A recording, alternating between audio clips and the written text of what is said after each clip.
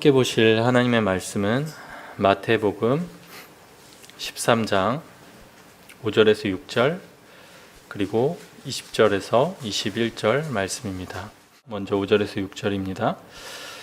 더러는 흙이 얇은 돌밭에 떨어짐에 흙이 깊지 아니하므로 곧 싹이 나오나 해가 돋은 후에 타서 뿌리가 없으므로 말랐고 20절에서 21절 말씀입니다.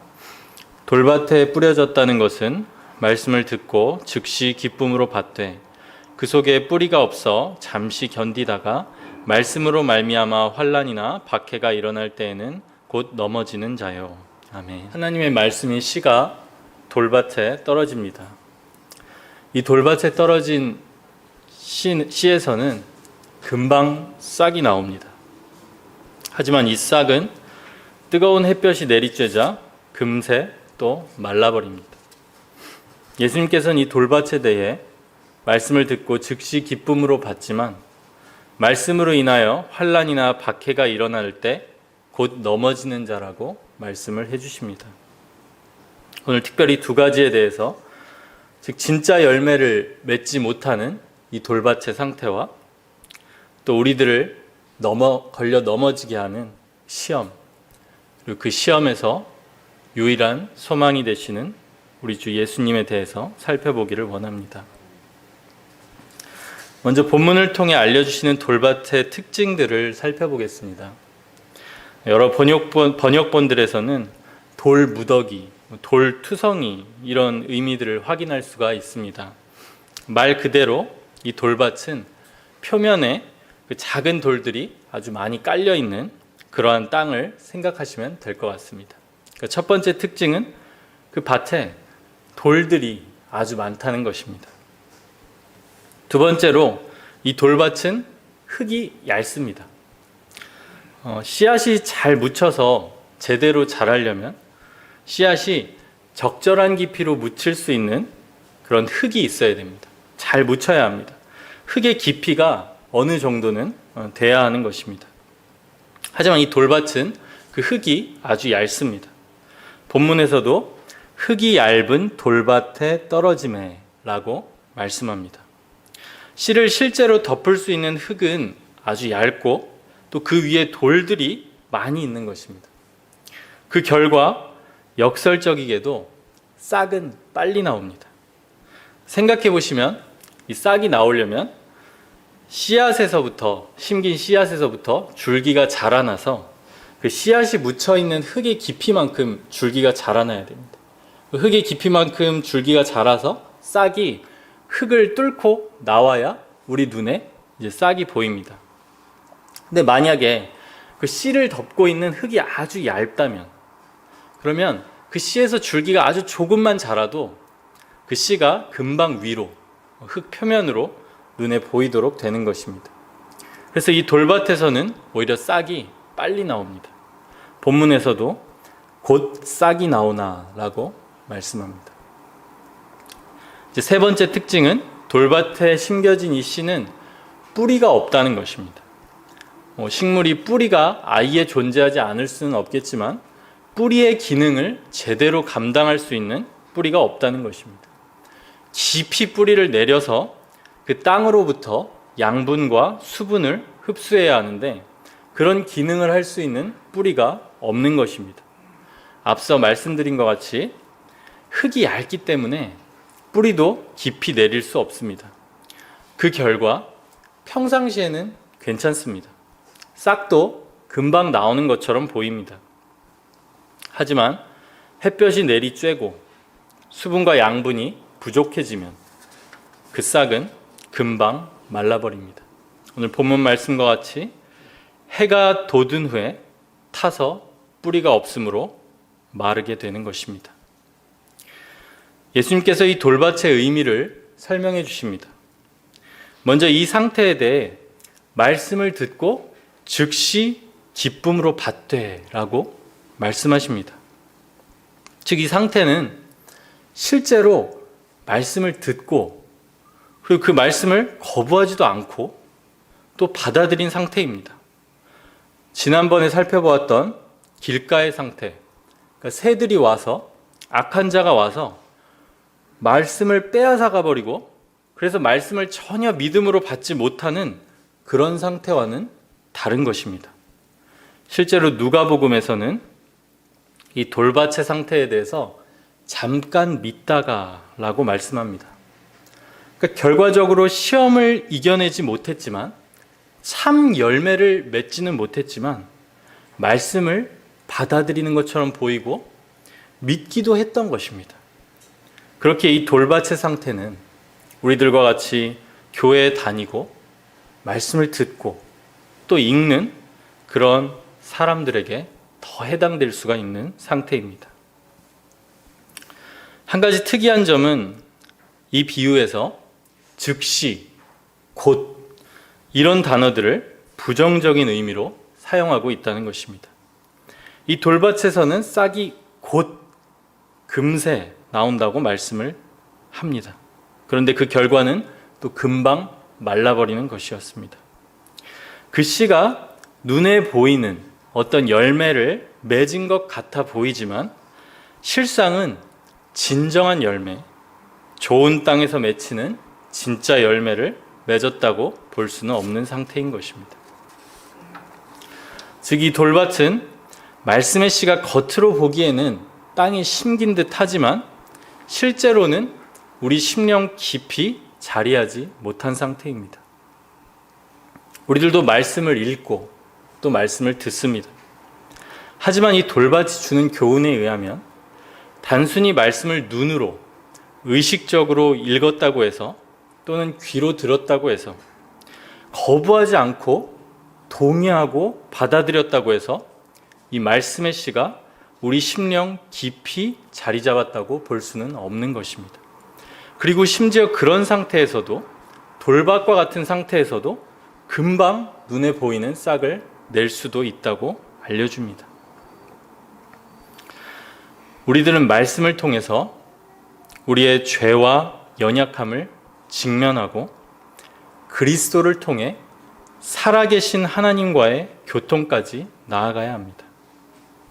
만약에 말씀을 통해 그저 지식을 쌓고 있다면 또는 이 말씀을 그냥 인간으로서 오늘 하루를 살아갈 때 더 나은 삶을 위한 지침 정도로만 말씀을 읽고 적용하고 있다면 그런 상태에서 나오는 행동들은 그것이 설령 좋은 행동일지라도 금세 말라버리는 싹이고 또 진정한 열매가 아닐 수 있습니다.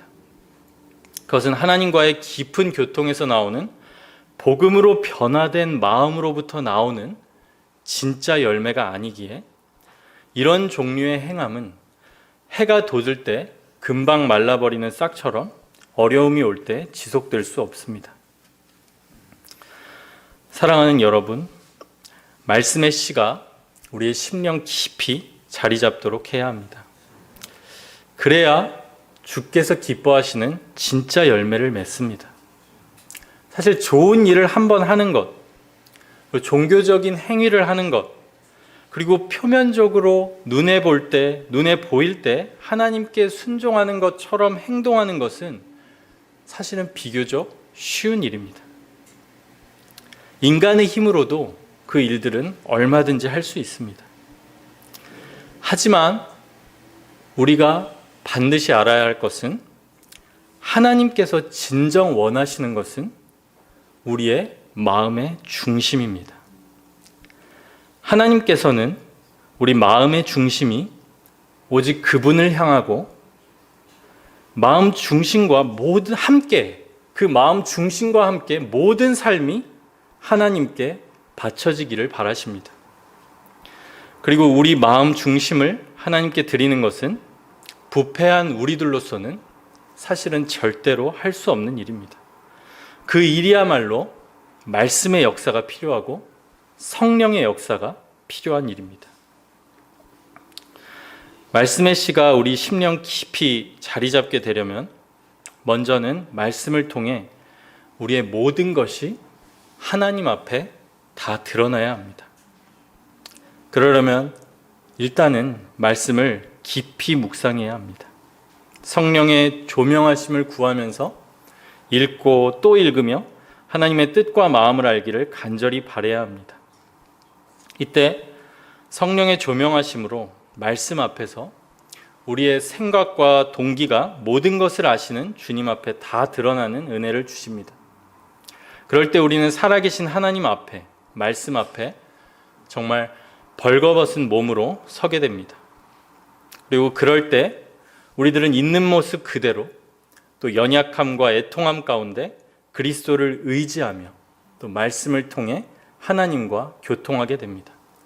또 모든 말씀에서 성령의 조명하심 가운데 그리스도의 복음을 발견하게 됩니다. 그럴 때 말씀을 통해 하나님의 마음과 뜻을 알게 되고 또한 그 뜻에 순종하고 싶은 또 나에게는 나올 수 없는 그 마음을 주십니다. 하나님의 말씀에 대해서 히브리서 4장 12절에서 13절에서 말씀합니다. 하나님의 말씀은 살아있고 활력이 있어 좌우의 날선 어떤 검보다도 예리하여 혼과 영과 및 관절과 골수를 찔러 쪼개기까지 하며 또 마음의 생각과 뜻을 판단하나니 지으신 것이 하나도 그 앞에 나타나지 않음이 없고 우리의 결산을 받으실 이의 눈앞에 만물이 벌거벗은 것 같이 드러나느니라.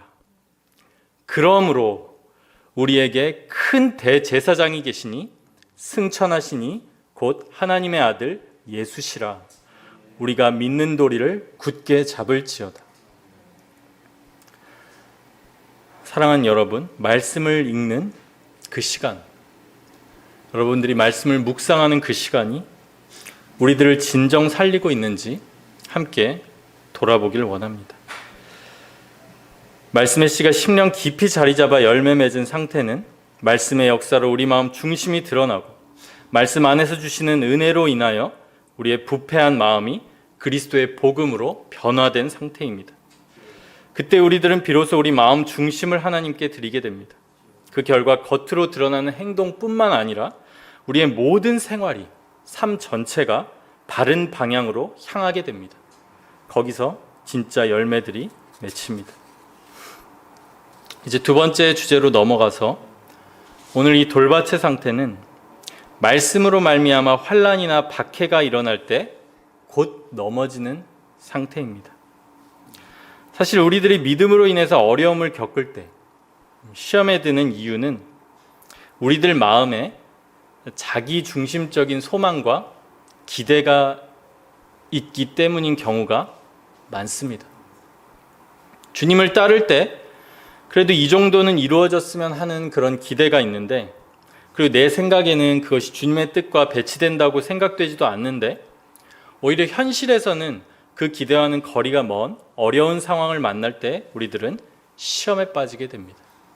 오늘 말씀에서도 말씀으로 인하여 박해와 환난이 오니 넘어집니다. 말씀을 통해서 말씀을 받았는데, 그리고 내 나름대로 그 말씀을 믿을 때 기대하는 것들이 있는데 그와 다르게 시험과 환난이 오자 넘어지게 되는 것입니다. 이런 돌밭의 마음을 잘 보여주는 인물이 있는데 예수님의 제자 베드로입니다. 예수님의 수제자였던 베드로도 이런 이유 때문에 시험에 빠져서 예수님을 부인하기까지 했습니다. 말씀을 살펴보면 베드로는 분명히 예수님을 구원자로, 메시아로 믿었습니다. 그는 주는 그리스도시요 살아계신 하나님의 아들이시니다 라고 하는 참된 믿음의 고백을 합니다. 그리고 예수님께서도 이 베드로의 고백에 대해 이를 알게 하신 이가 하늘에 계신 아버지라고 말씀하시며 인정을 하셨습니다. 하지만 베드로는 하나님께서 그리고 그리스도께서 그 구원을 이루기 위해 정하신 방법, 즉 십자가에 대해서는 그 방법을 원하지 않고 또 따르기를 원치 않았습니다. 그는 오히려 그러한 일은 절대로 일어나서는 안 될 일로 생각했습니다. 그러하기에 베드로는 이 참된 믿음의 고백을 한 직후에 예수께서 자신이 고난을 받고 죽음을 당하고 부활해야 할 것을 알리시자 이를 심하게 반대합니다. 주여 그리 마옵소서, 이 일이 결코 주께 미치지 아니하리이다. 그러자 주께서 그런 베드로를 꾸짖으시며 말씀하십니다. 사탄아, 내 뒤로 물러가라. 너는 나를 넘어지게 하는 자로다. 내가 하나님의 일을 생각하지 않고 도리어 사람의 일을 생각하는도다. 베드로에게는 분명 예수님을 향한 믿음도 있었지만 한편으로 베드로에게는 주님과 주님의 사역을 향한 자신만의 기대가 있었습니다. 그리고 제자들 사이에서 빈번하게 누가 크냐 높으냐의 문제로 다툼이 있었던 사실에 비추어 볼 때 베드로의 이 헛된 기대, 또 인간적인 기대는 자신의 영광을 추구하는 마음과도 무관하지 않았을 것입니다.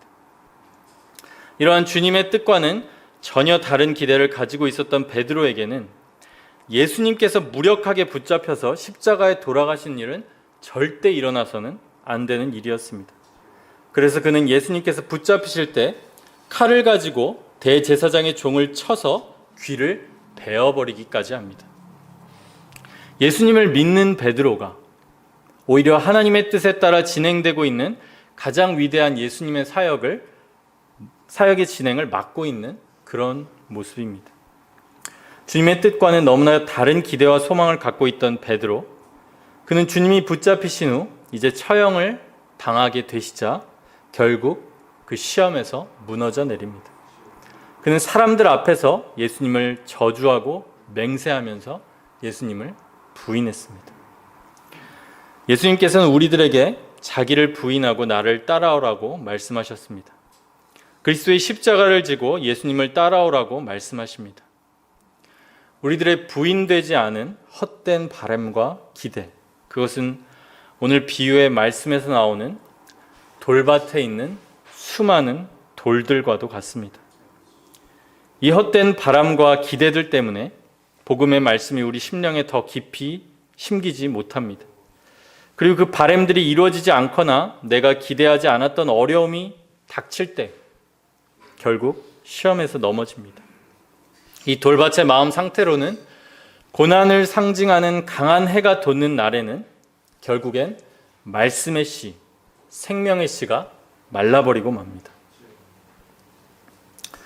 하지만 우리의 생각을 다 내려놓고 주님의 뜻에 늘 순종하며 감사하며 주님을 따르는 것이 쉬운 일은 아닙니다. 우리들도 베드로처럼 자기 영광을 추구하는 죄성을 가지고 있고 하나님의 크신 뜻을 알기에는 너무나 유한하고 제한적인 존재이며 또한 연약하기에 늘 쉬운 길을 가고자 하는 그런 마음을 가지고 있습니다. 만약에 하나님께서 더 거룩한 성품을 주시기 위해 나는 건강을 원하지만 내 바람과는 다르게 연약함이나 질병을 허락하신다면 그것을 받아들이기가 쉬운가요? 혹은 겸손을 주시기 위해서 나를 남들의 인정을 받지 못하는 낮은 자리에 두신다면, 혹은 성품을 연단하시기 위해서 내가 너무 불편한 사람과 계속 같이 하게 하신다면, 또는 하나님만을 의지하게 하시기 위해서 경제적인 어려움을 허락하시거나 내가 전혀 생각하지도 않았던 길로 나를 인도해 가신다면 어떠신가요? 게다가 보통은 이런 예상치 못하는 그런 바라지 않는 상황을 주님께서 허락하실 때 우리 인간의 입장에서는 그 당시에는 이 상황을 주신 하나님의 목적이나 뜻을 모르는 경우가 대부분입니다. 그렇게 이 모든 상황들이 우리들의 인간적인 눈으로 보기엔 좋아 보이지 않고 우리들의 바람과는 다르기에 달갑지도 않고 두렵고 때로는 불평하는 마음이 생기기도 합니다. 그렇습니다. 돌밭과 같은 마음이 우리의 원래의 마음, 죄인들의 마음인 것입니다. 돌밭과 같은 우리 자신들을 볼 때 우리들에게는 하나님만으로 만족하고 하나님의 뜻에 전적으로 순종하려는 그런 하나님께서 기뻐하시는 마음이 없습니다. 또한 그 어려움들을 견뎌낼 힘도 우리에게는 없고 그 상황에서 주님께 감사하며 믿음으로 살아갈 힘도 우리들 자신에게는 없습니다. 그러나 오직 그리스도만이 돌밭과 같은 우리의 마음을 바꾸실 수 있으며 시험과 환난의 때에도 주님만을 바라보며 견딜 수 있는 마음을 주실 수 있습니다. 돌밭과 같은 우리들의 소망의 근거를 그리스도께서 하신 일에서 더 구체적으로 살펴보고자 합니다. 예수님께서는 참 하나님이셨지만 또한 참 사람이셨습니다. 참 사람이신 그리스도께서는 첫째 아담을 대신하는 둘째 아담으로서, 인류의 대표로서, 사람으로서 십자가를 지셔야 했습니다. 그 일은 예수님께도 정말 괴롭고 어려운 일이었습니다. 그래서 예수님께서는 십자가의 고난을 통과하시기 전에 겟세마네 동산에서 얼굴을 땅에 대시고 엎드려서 하나님 아버지께 기도하십니다. 내 아버지여, 만일 할만하시거든 이 잔을 내게서 지나가게 하옵소서. 그러나 나의 원대로 마옵시고 아버지의 원대로 하옵소서. 예수님께서는 이 같은 기도를 3번을 하셨습니다. 이 기도에는 분명히 예수님의 깊은 고민과 갈등이 담겨 있습니다. 기도하시기 전 예수께서 제자들에게 말씀하십니다. 내 마음이 고민하여 죽게 되었으니 너희는 여기 머물러 나와 함께 깨어 있으라. 물론 이 기도는 그리스도께서 자신의 모든 뜻을 내려놓고 자신을 하나님 아버지의 뜻에 맡긴 기도입니다. 하지만 하나님 아버지의 뜻을 이루기 위해 순종하시는 것이, 십자가의 고난을 감내하시는 것이 예수님께도 분명 굉장히 힘들고 어려운 일이었던 것입니다. 이 시험은 우리들이 겪는 것과 같은 그런 종류의 시험이 아니었습니다. 심한 육체적 고통과 죽음, 또 이루 말할 수 없는 하나님의 아들이신 예수께서 당하시는 그 이루 말할 수 없는 수치와 수모, 그뿐 아니라 자기 백성의 모든 죄를 실제로 짊어지는 고통스러운 시험이었습니다. 완전히 죄가 없으신 분이 모든 죄를 대신 지고 하나님 아버지와의 끊을 수 없는 그 관계를, 단절을, 그것을 경험하셔야만 하는, 우리가 감히 상상할 수 없는 고통을 지나셔야 하는 그런 시험이었습니다. 그러나 그리스도께서는 순종하셨습니다. 그리스도께서는 인간으로서의 자신의 모든 바램과 생각과 뜻을 내려놓고 하나님 아버지께 완전한 순종을 하셨습니다. 이 그리스도의 순종이 여전히 시험에 연약한, 우리의 뜻을 다 내려놓지 못하는 돌밭과 같은 우리들의 유일한 소망입니다. 그리스도가 시험을 이기심으로 시험당하는 모든 자들을 그들의 시험으로부터 건지셨습니다. 그리스도의 십자가에서 우리의 돌밭과 같은 마음, 시험에 자주 걸려 넘어지며 그리스도를 수시로 배반하는 완악한 죄들이 모두 용서를 받았습니다. 완전히 사해졌을 뿐 아니라 그리스도를 의지할 때 시험을 이겨내고 하나님의 뜻에 순종할 수 있는 은혜를 주시기로 약속하셨습니다. 친히 시험을 겪으신 그리스도,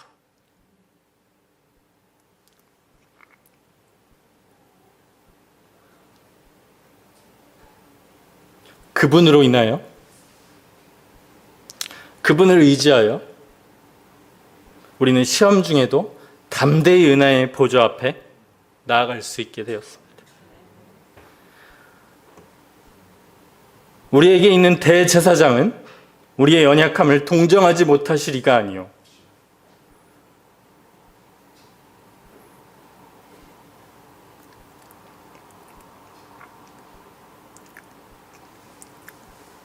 모든 일에 우리와 똑같이 시험을 받으신 이로되 죄는 없으시니라. 그러므로 우리는 긍휼하심을 받고 때를 따라 돕는 은혜를 얻기 위하여 은혜의 보좌 앞에 담대히 나아갈 것이니라. 두 번째로, 또한 부활하신 그리스도께서는 시험에서 넘어져 완전한 낙심과 패배 가운데 있는 베드로를 친히 찾아오십니다.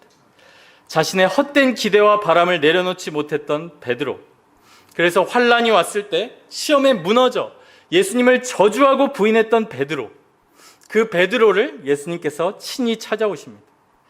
예수님을 3번 부인하였던 베드로에게 예수님께서 3번 물으십니다. 요한의 아들 시몬아, 네가 나를 사랑하느냐? 그리고 베드로는 이 3번째 물음에 연약하지만 진실한 고백을 주께 드립니다. 주님, 모든 것을 아시오매 내가 주님을 사랑하시는 줄을 주님께서 아시나이다. 그리고 주께서는 그에게 내 양을 먹이라는 새로운 사명을 맡기십니다. 시험 앞에서 우리들은 돌밭과 같은 우리들의 마음을 보게 됩니다. 치워도 끝이 없는 것 같은 수많은 돌밭의 돌들과 같은 우리들의 인간적인 생각들과 헛된 바람, 그리고 죄성들을 보게 됩니다. 그리고 어려움이 올 때 때론 그 시험에 넘어지기도 합니다. 하지만 시험에 넘어져 낙심 중에 있던 베드로를 먼저 찾아오셨던 것처럼 자기 백성을 절대로 포기하지 않으시는, 그리고 찾아오시는 그리스도가 시험 중에 번민하는, 또한 시험에서 넘어진 우리들의 소망입니다. 그분은 죄인들에게 다시 찾아오십니다. 죄인들을 찾아오십니다. 죄인들을 그리고 회복시키십니다. 그분은 우리의 마음을 아십니다. 자기 백성이 연약하지만 또한 진심으로 주님을 사랑하는 것을, 모든 것을 아시는 주님께서 아십니다. 그리고 끝까지 우리를 붙드십니다. 그러한 포기하지 않으시는 그리스도의 사랑, 시작하시고 계속하시어 마침내 완성하시는, 성도를 끝까지 이끌어 가시는 은혜 안에서 우리들에게 임한 모든 시험과 환난, 어려운 상황들은 오히려 그리스도만을 바라보는 참된 소망을 낳는 그 참 소망의 시작이 될 뿐입니다. 바울이 로마서에서 말씀합니다. 우리가 환난 중에도 즐거워하나니 이는 환난은 인내를, 인내는 연단을, 연단은 소망을 이루는 줄 알미니라. 소망이 우리를 부끄럽게 하지 아니함은 우리에게 주신 성령으로 말미암아 하나님의 사랑이 우리 마음에 부음받음이니 우리가 아직 연약할 때에 기약대로 그리스도께서 경건하지 않은 자를 위하여 죽으셨도다. 이 놀라운 은혜와 사랑 안에서 우리의 마음은 언제나 돌밭으로 시작하지만 그리스도 안에서 그리스도를 통해 좋은 밭으로 변화됩니다. 이 돌밭과 아주 대조되는 심상이 예레미야 17장 7절에서 8절에 나옵니다. 그리스도를 의지하는 자에게 주시는 하나님의 축복된 약속입니다. 함께 이 말씀을 찾아보고 또 읽고 말씀을 마치도록 하겠습니다. 예레미야 17장 7절에서 8절입니다.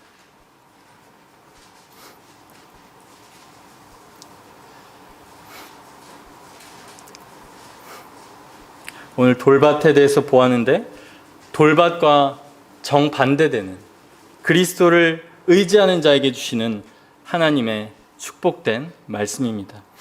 다 함께 읽도록 하겠습니다. 무릇 여호와를 의지하며 여호와를 의뢰하는 그 사람은 복을 받을 것이라.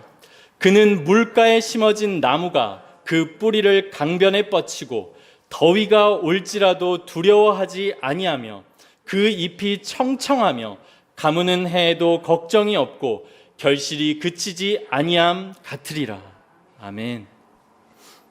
시험당하는 자의 참된 소망이 되시는 그리스도를 통해 돌밭에서 이 물가에 심어진 나무로 변화되는 축복이, 그리고 물가에 심어진 나무로 그 생명수의 강에 깊이 뿌리내려 가물어도 걱정이 없는 복된 사람으로 사시는 복이 우리들 모두에게 임하기를 축원합니다.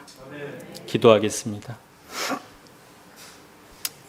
주 하나님 감사합니다. 주께서 주신 그리스도만이, 복음만이 우리를 변화시키며 우리를 주 하나님께 모든 것을 드리는 사람으로 만들 수 있음을 저희들 겸손히 고백합니다. 그 복음에 깊이 잠겨서, 그 복음이 주시는 은혜에 충만히 잠겨서 모든 시험과 환난을 이겨내고 주께 영광 올려드리는 주의 백성이 되게 하여 주옵소서. 감사드리며 예수님의 이름으로 기도합니다.